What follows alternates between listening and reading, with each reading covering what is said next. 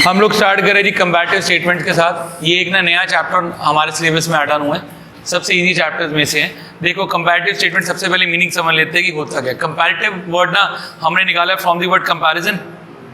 ठीक है जी, कंपैरिजन करने का मतलब क्या है कि हम लोग ना दो चीज़ों के पीछे कंपैरिजन कर रहे हैं। जैसे हमारे घर वालों की आदत है हमारी परफॉर्मेंस का हमारे भाई बहन के साथ, हमारी का हमारे पड़ोसियों के साथ, वो कंपैरिजन कर रहे हैं। पर उस कंपैरिजन का कोई फायदा नहीं है, सिर्फ तुम्हें गालियाँ पड़ती हैं। यहाँ पे जो हम कंपैरिजन कर रहे हैं, यहाँ हम देख रहे हैं कि भैया कंपनी की प्रीवियस ईयर की परफॉर्मेंस क्या आती है और करंट ईयर की परफॉर्मेंस क्या है, जिसके लिए क्या बन जाती है जी कंपैरेटिव स्टेटमेंट्स। इसको ना हमने दो पार्ट में डिवाइड किया। ठीक है जी, सबसे पहले आती है कंपैरेटिव इनकम स्टेटमेंट।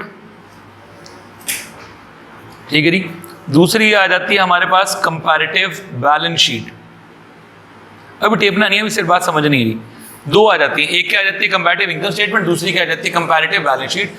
जब मैं अपनी बैलेंस शीट के अंदर कंपैरिजन कर रहा हूं between my previous year performance and my current year performance, जब बैलेंस शीट की वैल्यू कर रहा हूं तो उसे क्या बोल रहे हैं कंपैरेटिव बैलेंस शीट। जब हम लोग अपनी इनकम स्टेटमेंट के अंदर करें तो वो क्या बन जाती है कंपैरेटिव इनकम स्टेटमेंट। सबसे पहले हम शुरू करें जी कंपैरेटिव बैलेंस शीट के साथ। देखो जी, सबसे पहले हम बनाना सीखेंगे जी इसका फॉर्मेट। तो ये आ गया जी कंपैरेटिव बैलेंस शीट, ये आ गया जी इसका फॉर्मेट। फॉर्मेट कैसे बनेगा जी, सबसे पहले जरा फॉर्मेट समझना है।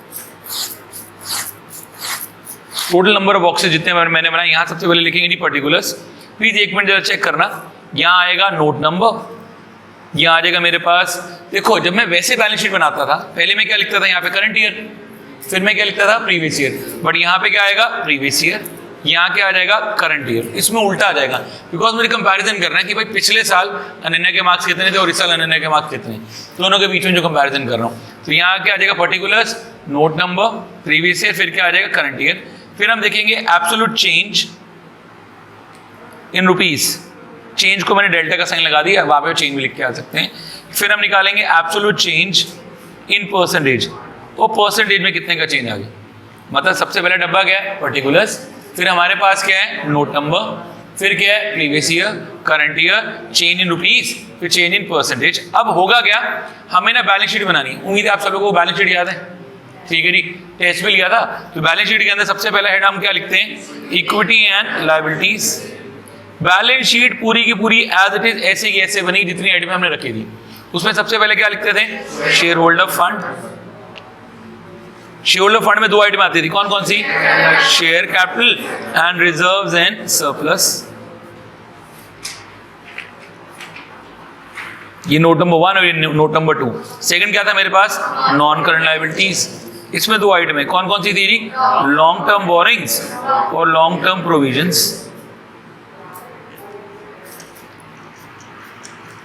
फिर इसके बाद क्या आता था हमारे पास, करंट लायबिलिटीज। इसको याद रखने का तरीका क्या था बताओ, toss. Very good ji, wait TOSS। T stands for trade payables, O stands for other current liabilities, S stands for short term loans, short term borrowings, और अगला क्या था जी, short term provisions। ये आ गई मेरी पूरी लायबिलिटी साइड, यहां से इसका टोटल कर दूं। ठीक है जी, note to the account number 1 2 3 4 5 6 7 and 8। Similarly मेरी कौन सी साइड आ जाएगी, असेट साइड। मैं यहीं पे बनाने की कोशिश कर रहा हूँ, बेशक पूरी हो या ना। चलो अब असेट साइड में बोलो क्या क्या आता था, non current assets. Non current assets में सबसे पहले क्या आती थी, फिक्स्ड एसेट्स। फिक्स्ड एसेट्स को दो में डिवाइड किया हुआ था, टैंजिबल और इनटैंजिबल। और इसमें एक और आइटम क्या डाल दी थी, नॉन करंट इन्वेस्टमेंट्स। ठीक है जी, ये मेरे पास किसके लिए आ गई, assets. Note to the account number 9 10 and 11। इसी के नीचे मुझे कंटिन्यूटी में बनाना है, सिर्फ मेरे पास स्पेस नहीं है तो मैं यहाँ बना रहा हूँ। ठीक है जी, इसके अलावा अब मेरे पास बाकी एसेट्स आ जाएंगी। कौन कौन सी थी बताओ। ठीक है जी, इसमें अगली क्या आ जाएगी, करंट एसेट्स। करंट एसेट्स में क्या आता था जी, टिस्को, वे T stands for trade receivables, I stands for inventory, short term loans and advances। जिसको बैलेंस शीट लर्न है ना उसके लिए कुछ भी मुश्किल नहीं है पूरी पूरी बुक के अंदर। C stands for cash and cash equivalents, अगला C current investments, O stands for other current assets। यहां से इसका टोटल बस यही कर रहे थे। ये आ गया note to the account number 12। 13, 14, 15, 16 और 17, ये मेरा पूरा का पूरा बन गया। अब ना हमारे माइंड में प्रॉब्लम ये आएगी, नया क्या सिखाया इसने, ये तो हमने पहले भी सीखा था, बट हमने ना पहले रट्टे मारे थे, देख रहे थे कौन कौन सी आइटम कहाँ पे जा जाती है। अब हमने प्रैक्टिकल क्वेश्चन सॉल्व करना है। कैसे करेंगे, मेरे पास ना अमाउंट गिवन होंगे। सपोज मुझे दे दी शेयर कैपिटल, पिछले साल थी 5 लाख और मानो इस साल होगी 6 लाख। इसको मैंने कैसे सॉल्व करना है, इसको मैं मान के चल रहा हूँ बॉक्स नंबर ए, डब्बा नंबर ए, ये क्या आ गया बी, ये आएगा सी। देखो अब आप खुद देखो, मुझे निकालना है एब्सोल्यूट चेंज इन रुपीज। पिछले साल मेरे पास शेयर कैपिटल कितनी की थी, इस साल कितने की होगी 6 लाख, पिछले साल 5 लाख, इस साल कितनी होगी 6 लाख, कितने से बढ़ गई 1 लाख। तो यहाँ चेंज कितने का आ गया जी, रुपीज 1 लाख। मैंने कहाँ से निकाला, बी माइनस ए, बी में से ए माइनस कर दिया। अब मुझे निकालना है इसका परसेंटेज, परसेंटेज कहाँ से निकलेगी, दिस विल बी, ये डी है, ये कैसे निकल जाएगा, सी अपॉन ए इंटू 100। मैं देख रहा हूँ भाई कितने का चेंज आया इन टर्म्स ऑफ रुपीज, मतलब देखो ये पिछले साल कितने की थी 1 लाख, ठीक है, मतलब जो हमारे पास चेंज जो आया, मैं सी निकालने की कोशिश कर रहा हूँ, चेंज कितने का आया 1 लाख, जबकि बेस कितने का था 5 लाख। तो 1 lakh divided by 5 lakh into 100 कितना आ गया जी 20%। परसेंट निकालनी आ गई। पहले हमने निकालना है ए गिवन है, एक और देखते हैं, मानो उसे दे दी रिजर्व एंड सरप्लस, पिछले साल 2 लाख, इस साल 3 लाख, कितने का इंक्रीज आया 1 लाख रुपए का इंक्रीज। परसेंटेज कहाँ से निकालेंगे, 1 lakh divided by 2 lakh into 100 which is 50%, ठीक है जी। फिर आ गया लॉन्ग टर्म बोरिंग्स, मान लेते हैं पिछले साल कितने की थी 50,000, इस साल होगी 40,000, क्या हो गया इसका मतलब 10,000 से डिक्रीज। अगर डिक्रीज हो जाएगी तो मैं यहाँ पे क्या कर दूंगा 10,000 के साथ ब्रैकेट, ब्रैकेट का मतलब क्या है माइनस का साइन। अब परसेंटेज निकालोगे तो कैसे निकालोगे, 10,000 डिवाइडेड बाय 50,000 इंटू 100 कितने का आ गया जी 20%। 20% का डिक्रीज नहीं वो तो आ ही गया ना, तो 20% का डिक्रीज है जैसे मर्जी, ठीक है जी। ऐसे करते करते मुझे पूरी की जितनी आइटम है 17 का 17 का काम क्या निकालना है हमने, increase and decrease in rupees, फिर क्या निकालना increase and decrease in percentage. Simple सा फॉर्मूला क्या है, ए, फिर क्या करना है जी, ए क्या था हमारे पास प्रीवियस ईयर की वैल्यू, बी क्या था हमारे पास current year value, change in rupees will be B minus A and this is D is equal to C upon A into 100।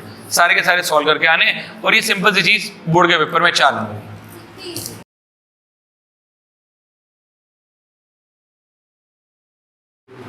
हाँ जी, इलस्ट्रेशन नंबर 1, यहाँ पे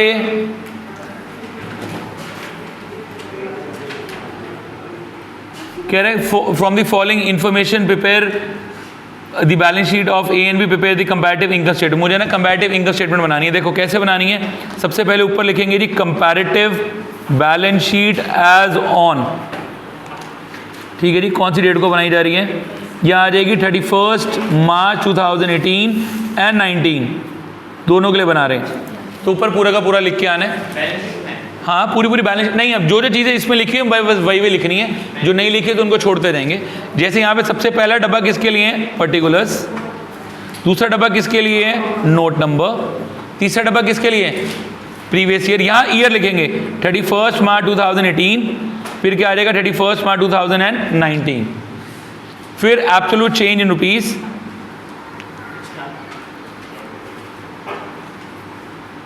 और फिर एब्सोल्यूट चेंज इन परसेंटेज। लिख लिया जी, चेंज इन रुपीज और फिर क्या लिखेंगे चेंज इन परसेंटेज। अब प्लीज जरा आप ध्यान देना, ये मेरे लिए बॉक्स नंबर ए, ये मेरे लिए क्या है बी, सी कहाँ से निकलेगा बी माइनस ए, और D is equal to C upon A into 100। अभी आप लोग बेशक कैलकुलेटर यूज करके निकाल लोगे परसेंटेज, पेपर के अंदर बहुत दिक्कत आएगी, तो please up to 1 decimal place तक ही निकालनी है।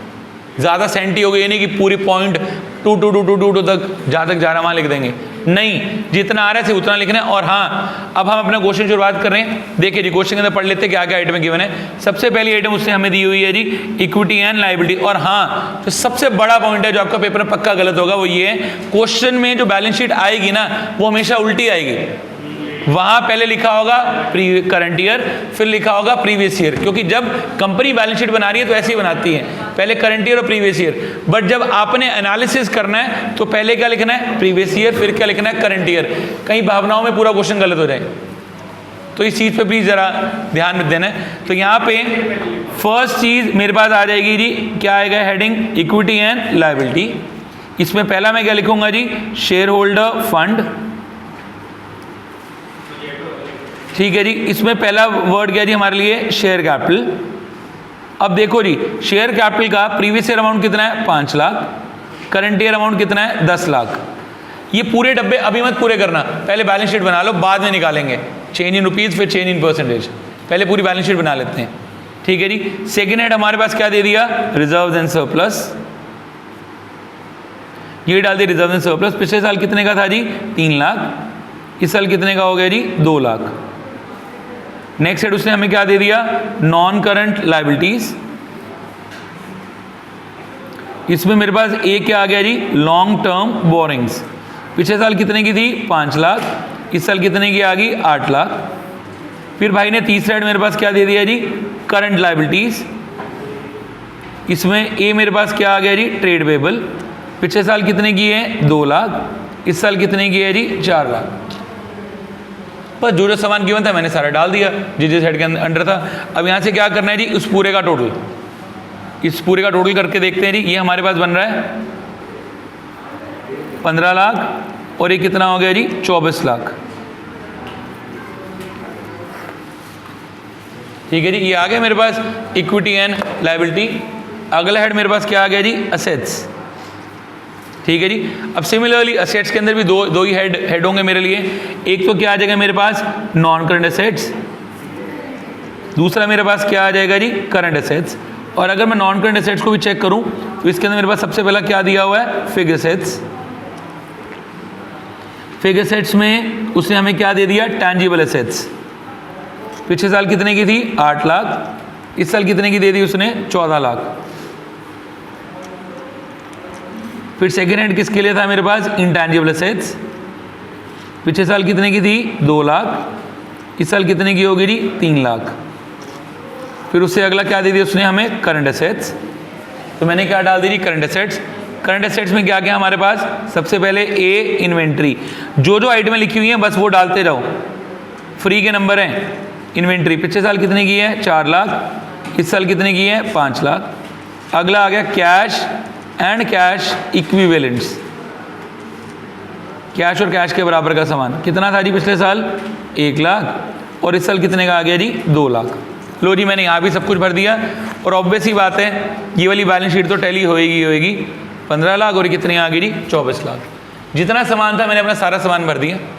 अब प्लीज़ जरा बोर्ड पे ध्यान देना, एक सेकंड, जो मुझे वैसे इंपॉर्टेंट नहीं दिखानी है। पहले मैं निकाल रहा हूँ एब्सोल्यूट चेंज इन रुपीज़। कहाँ से निकल रहा है, बी मायने से।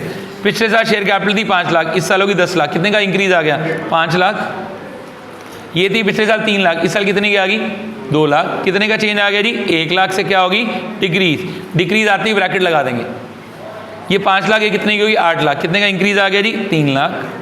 ये कितने का इंक्रीज आ गया जी, 2 लाख। ठीक है जी।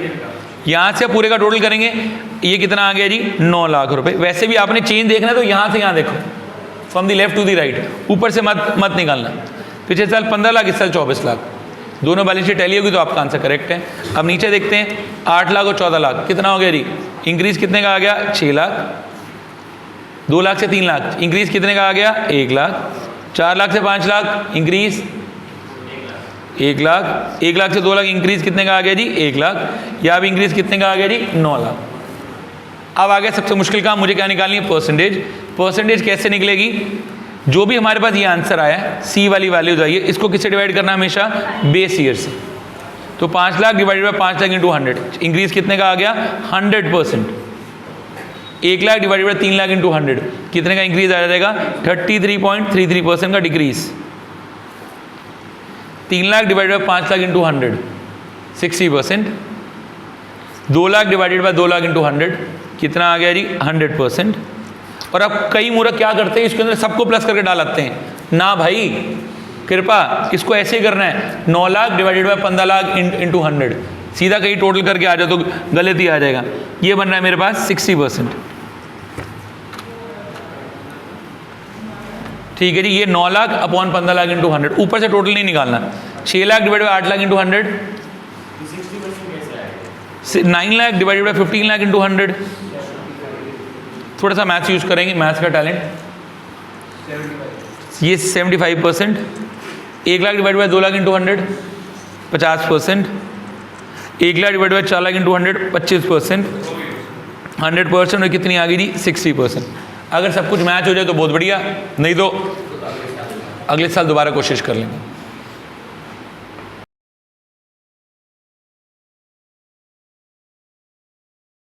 तो अब हम आगे जी second important topic of the chapter और लास्ट है जी, जिसको बोल देते हैं कंपैरेटिव इनकम स्टेटमेंट। देखो अभी तक ना जो कंपनी जो क्या बोलते हैं जो सोल प्रोप्राइटरशिप होता है वो क्या बनाता है, trading and PNL account. But जो कंपनी है वो इसी सेम चीज़ को एक नए अकाउंट में बदल देती है, जिसे क्या बोल देते हैं, कंपैरेटिव इनकम स्टेटमेंट, या इसका एक और नाम हो जाता है statement of profit and loss.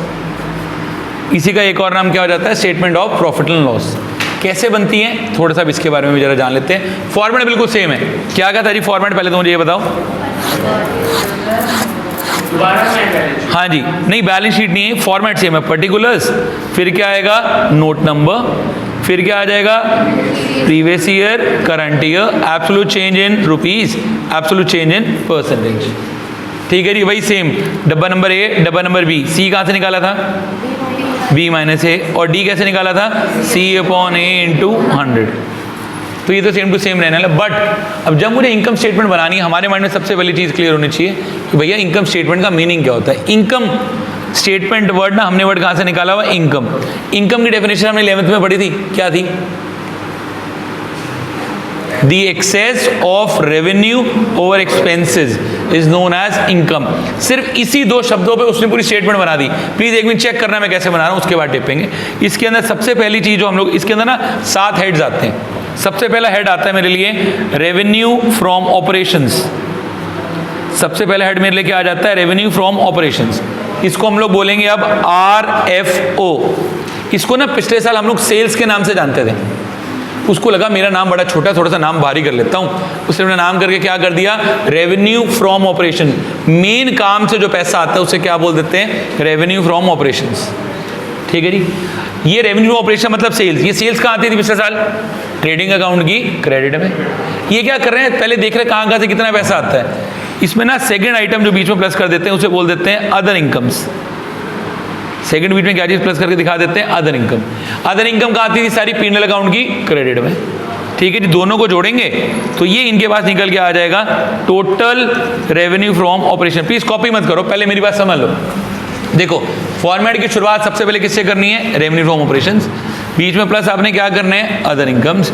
क्या निकल के आ जाएगा, टोटल रेवेन्यू फ्रॉम ऑपरेशंस। ठीक है जी, इसमें से कह रहा है एक्सपेंसेस माइनस करो। दी एक्सेस ऑफ रेवेन्यू और एक्सपेंसेस। रेवेन्यू मतलब फर्म का पैसा कहाँ से आ रहा है, या तो माल बेच के आ रहा है, उसे क्या बोल दिया, रेवेन्यू ऑपरेशन। माल बेच के अलावा किसी भी और सोर्स से पैसा आ गया तो क्या हो गया, अदर इनकम। ये मेरे पास क्या निकल के आ गया, टोटल रेवेन्यू, दोनों को जोड़ा। अब इसमें से मैं क्या माइनस करूंगा, एक्सपेंसेस। ये जो चीज मेरे सामने निकल के आ जाएगी इसको बोल देते हैं प्रॉफिट बिफोर टैक्स। अभी एक्सपेंसेस की लिस्ट में तुम्हें लिखवा रहा हूं क्या क्या आएगा। इसके अंदर से मैं माइनस करूंगा टैक्स, ये आ जाएगा मेरे पास प्रॉफिट आफ्टर टैक्स। पहले तो मेजर हेड्स याद रखो कौन कौन से जी, टोटल 7 हेड्स आएंगे जी। पहला किसके लिए था, रेवेन्यू फ्रॉम ऑपरेशन। दूसरा किसके लिए था, प्लस अदर इनकम्स। क्या निकल के आ गया, टोटल रेवेन्यू। रेवेन्यू में से आपने खर्चा माइनस किया तो क्या निकल के आएगा, प्रॉफिट बिफोर टैक्स। उसमें से क्या माइनस करोगे, टैक्स। क्या आ जाएगा, प्रॉफिट आफ्टर टैक्स। ठीक है जी, टैक्स माइनस करना सरकार को देना है ना भाई। प्रॉफिट बिफोर टैक्स डिडक्शन होता है नहीं यार, प्रॉफिट बिफोर टैक्स मतलब जो मैंने पैसा कमाया before paying the tax to the government. अब गवर्नमेंट को फिर मैं टैक्स पे करूंगा 30%, जो बच गया वो मेरी कमाई। अब यहाँ पे ना सिर्फ एक चीज याद रखनी है, एक्सपेंसेस। प्लीज जरा इन एक्सपेंसेस का ध्यान देना। ठीक है जी, उसके बाद हम लोग सब कॉपी करेंगे। इसको याद रखने के लिए अपने घर का तरीका बना हुआ है, ABCD है ना, जैसे CCDEFPO। बस ए भी उठा दिए, CDEFPO। अब इसमें क्या क्या मैं एक एक करके बता रहा हूँ। देखो एक चीज तो तुम्हें पक्का दिख गई होगी, O मतलब अदर एक्सपेंसेस। शुक्र है जी, इतना तो हमें पता ही है। ठीक है जी, पहला C stand for cost of material consumed. बड़ी सी गाली है। इसको ना पिछले साल हम लोग COGS के नाम से जानते थे, सुना हुआ है क्या, वो फाइनेंशियल वाले में कॉस्ट ऑफ गुड सोल्ड। इस साल भाई ने आ गया, सब ने ना अपना 12th में आके नाम बदल लिए। होता नहीं क्लास में 2-4 बच्चे होते हैं, पिछले साल तक बिल्कुल सिंपल नाम होता है प्रेम कुमार, अगले साल आके कर लेते हैं बहुत मुश्किल सा नाम कि भाई कोई बोल ही ना जाए मृत्युंजय। तो ऐसे इस भाई ने भी अपना नाम बदल के मुश्किल कर लिए। ठीक है जी, कोई नहीं भाई, कोई बैठा नहीं है यहाँ। तो अगला पहला सी किसके लिए आ गया? Cost of material consume. अगला सी आ जाता है change in inventory. Change in inventory, inventory का एक और नाम तो चेंज इन स्टॉक। ये आपने नेशनल इनकम में भी निकाला है वैल्यू एडेड मेथड से। क्या था? तुमने गलत निकाला, हम निकालेंगे ओपनिंग माइनस क्लोजिंग। फर्क बता रहा हूं क्यों। तुम लोग वहां पे क्या चीज निकाल रहे हो? नहीं, तुम वहां पे क्या निकाल रहे हो? जीडीपी एट एमपी, मतलब जो भी कुछ निकाल रहे हो उसके अंदर तुम लोग बेसिकली देख रहे हो कि आपकी इनकम कितनी आ रही है। मैं यहाँ देख रहा हूँ मेरा खर्चा कितना आ रहा है, which is opening minus closing. भावनाओं का फर्क है। ठीक है जी। अगला D stands for depreciation and amortisation. Step ना मतलब, रुक जाओ, नई सी गाली का मतलब बता रहा हूं। Depreciation and amortisation. अगर टेंजिबल एसेट की वैल्यू कम हो इसको बोलते हैं डेप्रीसिएशन, अगर इनटेंजिबल एसेट की वैल्यू कम हो इसे बोल देते हैं एमोर्टाइजेशन। भारी शब्द है। एमोर्टाइज करने का मतलब होता है खत्म करना। इसमें तो कुछ लोगों की एक्सपर्टीज भी है, सब खत्म करके आते हैं, कभी टाइम, कभी करियर, कभी साल, सब खत्म करते आए हैं, तो एमोर्टाइजेशन हो जाती है। ठीक है जी। अगला E stands for employ benefit expenses. आपका सीओई वाला कंपोनेंट, सीओई कंपनसेशन एम्प्लॉइज वाला, सारे एम्प्लॉय से रिलेटेड खर्चे, एम्प्लॉय की salary, wages, payment in kind, सब इसी में आ जाता है। ठीक है जी। F stands for finance cost, the money that I had borrowed, उसके ऊपर की कॉस्ट मतलब इंटरेस्ट। ठीक है जी। P stands for purchase of stock and trade. अगर मानो मेरी मैन्युफैक्चरिंग कंसर्न है तब तो उसके पास कॉस्ट ऑफ मटेरियल कंज्यूम्ड होगा। अगर ट्रेडिंग कंसर्न है तो क्या करेगी? बाहर से माल लेके आएगी, माल लेके आने की कॉस्ट। अब ये मेरा टोटल पूरा का पूरा फॉर्मेट है। एक बार प्लीज जरा फॉर्मेट को आराम से समझना ताकि मेरा और काम क्लियर हो सके। देखो इसके अंदर क्या हुआ, पहले तो 7 हेड है। 7 हेड कौन कौन से हैं? सबसे पहला मेरे लिए किसके लिए जी? Revenue from operation. उसमें से क्या माइनस करने हैं? सॉरी, प्लस क्या करने हैं? Other income. क्या निकल के आ जाएगा? Total revenue from operation. उसमें से क्या माइनस करने हैं? एक्सपेंसेस। क्या निकल के आ जाएगा? Profit before tax. फिर क्या माइनस करना है? टैक्स। क्या आ जाएगा? Profit after tax. आ गया जी। अब खर्चे कौन कौन से हैं? खर्चे याद रखने का तरीका क्या है? CCD EFPO। अब सबको डिकोड करते हैं। ओ का मतलब क्या था? Other expenses. सी किसके लिए था? Cost of material consumed. किसका भाई है? COGS। अगला सी किसके लिए था? चेंज इन इन्वेंट्री, मतलब चेंज इन स्टॉक। कहां से निकलेगा? Opening minus closing. उससे अगला D depreciation and amortization. Depreciation किसके लिए था? टेंजिबल एसेट की वैल्यू कम होना, और एमोर्टाइजेशन इनटेंजिबल की। फिर अगला E stands for employ benefit expenses, F finance cost, P purchase of stock and trade. और आगे परसेंटेज सेम टू सेम निकलेगी।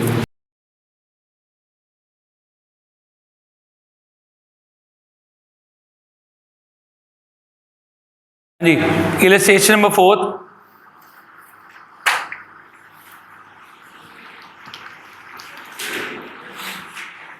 कह रहा from the following particulars related to the statement of P&L of Assam tea limited of the 2 consecutive year prepare comparative statement of P&L। ये इसे क्या बोल देते हैं? Comparative income statement. क्वेश्चन की शुरुआत कहां से करनी है? यहाँ सबसे पहले प्रीवियस ईयर आएगा 31 मार्च 2018, 31 मार्च 2019। इलस्ट्रेशन नंबर 4 कर रहे हैं भाई। ठीक है जी। फिर यहाँ क्या आ जाएगा? Change in rupees.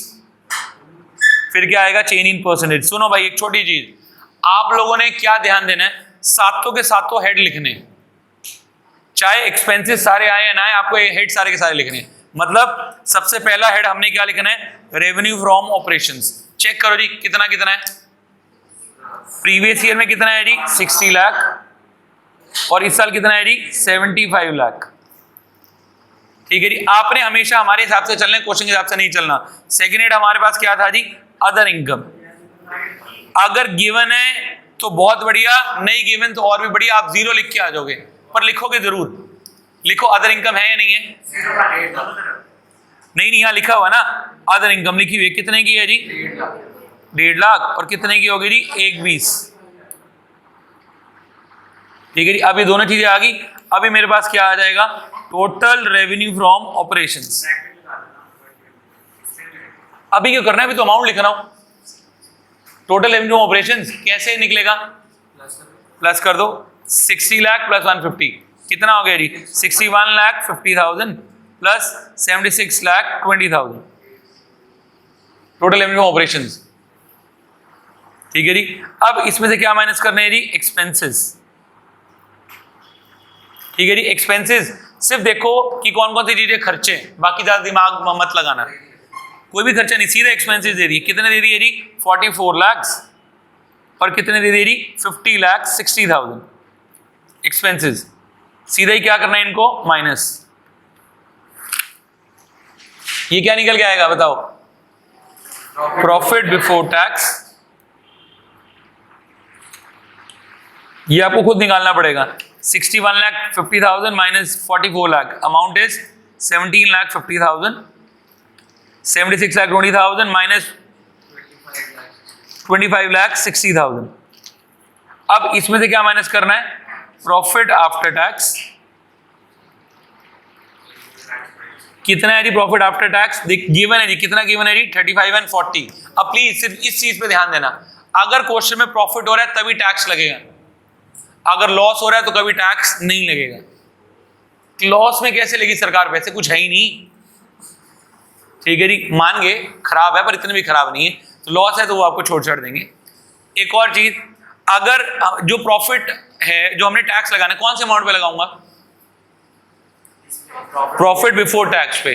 कई लोग मूर्ख रेवेन्यू पे लगा के आ जाते हैं, फिर कह रहे भाई क्वेश्चन में लॉस आ गया, प्रॉफिट के ऊपर ही टैक्स लगेगा। तो ये कितना है, 17,50,000, उसके ऊपर कितना लगाना है, 35%। ये आ जाएगा 612500। क्या आ जाएगा जी, 10,24,000। ये लगा दे जी 40%। ये भी क्या किया, माइनस। ये मेरे पास क्या आ गया, प्रॉफिट आफ्टर टैक्स। ये मैंने माइनस किया हुआ टैक्स, ये क्या आ गया जी, प्रॉफिट आफ्टर टैक्स। ये मेरे पास आ जाएगा अमाउंट 11,37,500। This is 15,36,000। डब्बा बन गया। अब अगला बनाना है जी, ये ए ये बी, सी कहां से निकलेगा, बी माइनस ए।